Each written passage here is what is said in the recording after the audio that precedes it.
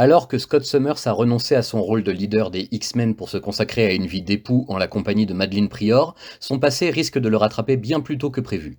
En effet, durant un vol dans le Grand Nord canadien, leur avion est pris dans une terrible tempête et s'écrase au milieu de nulle part, ne laissant que peu de chances de survie à ses passagers. Alertés psychiquement de la catastrophe, les X-Men se lancent aussitôt à la rescousse de leur ancien chef, mais vont découvrir une fois sur place qu'ils ne sont pas les seuls à s'intéresser à ce curieux phénomène météorologique.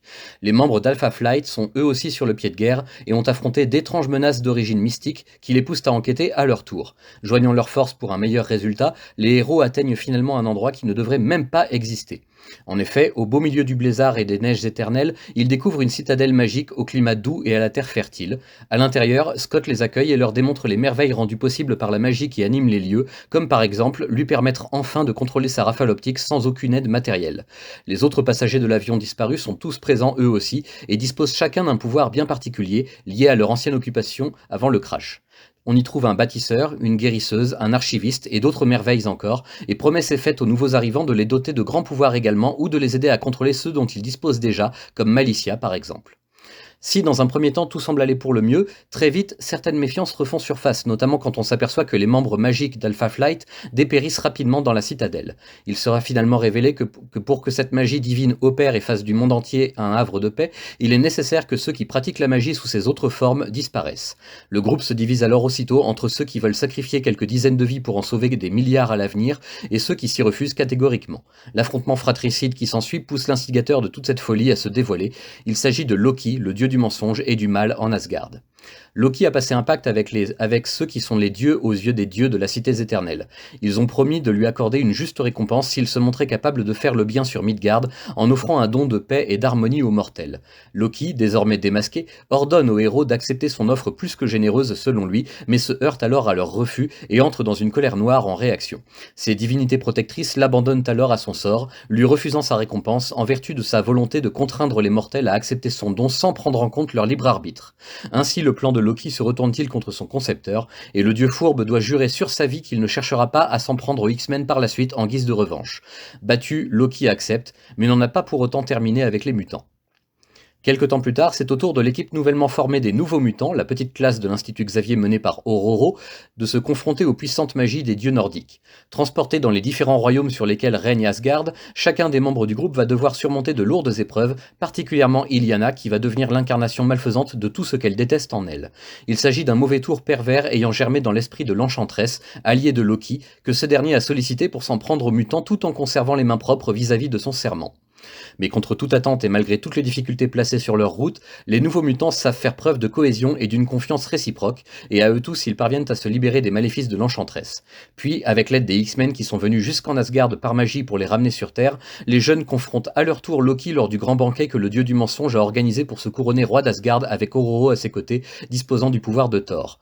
Revenu à la raison, Tornade sacrifie sa seule chance de récupérer ses anciens pouvoirs afin que tout le monde puisse repartir indemne sur Terre, non sans avoir défié une ultime fois la volonté perfide de Loki en face de tous les autres participants. Une fois de plus vaincu à son propre jeu, le dieu du mal doit laisser ses proies lui échapper et s'en tenir strictement à sa promesse initiale. Et pendant ce temps, sur Terre justement, plus précisément à Paris, en France, se joue une intrigue tout aussi retorse et terrible à la fois, rien moins que le procès de Magneto.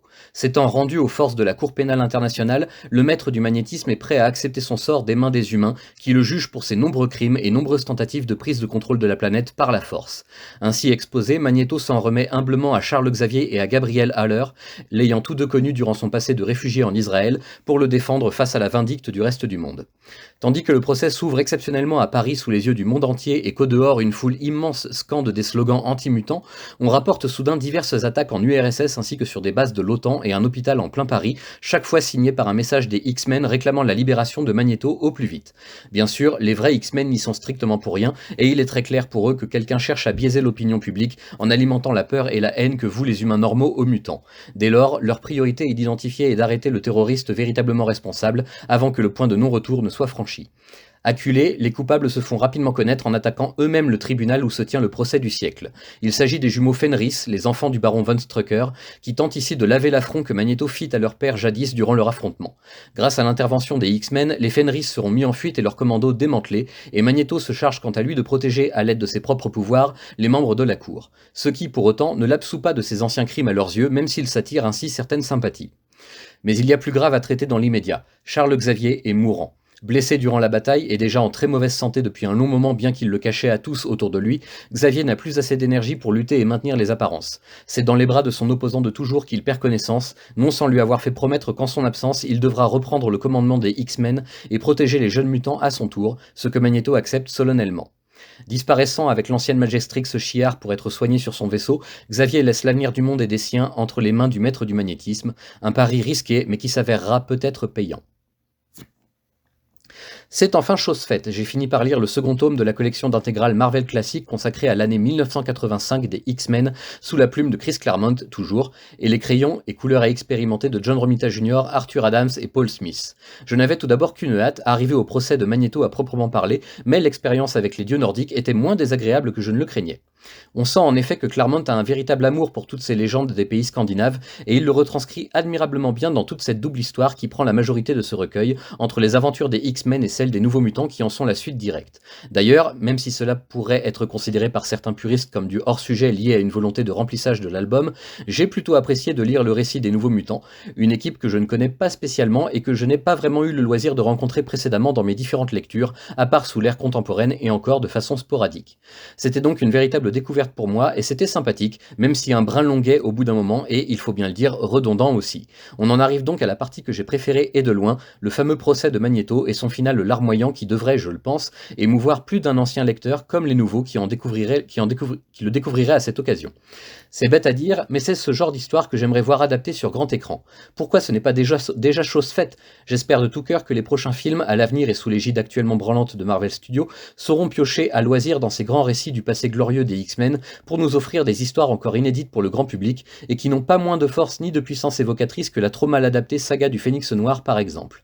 Il y a de vrais trésors qui ne demandent qu'à connaître une nouvelle vie grâce à des auteurs passionnés, alors pourvu qu'on leur laisse les coups des franches, s'il vous plaît. En dehors de cela, nous avons donc droit à une intégrale à un rien plus fine que la moyenne, mais remplie d'épisodes plus longs en contrepartie, ce qui compense pas mal. La qualité est totalement au rendez-vous, et la mission est parfaitement remplie pour moi, puisque j'ai à la fois découvert des personnages dont je ne connaissais que très peu de choses, et savouré une histoire d'anthologie comme on en voit encore trop rarement de nos jours. Non pas que les productions actuelles ne valent rien en comparaison, il ne faut jamais trop se réfugier dans le passé, mais personnellement, je trouve qu'il y a beaucoup trop de répétitions depuis l'excellent run de Chris Claremont, et rares furent les auteurs à oser proposer quelque chose de radicalement et profondément différent, comme Jonathan Hickman et son air Krakoa, pour ne citer que cela.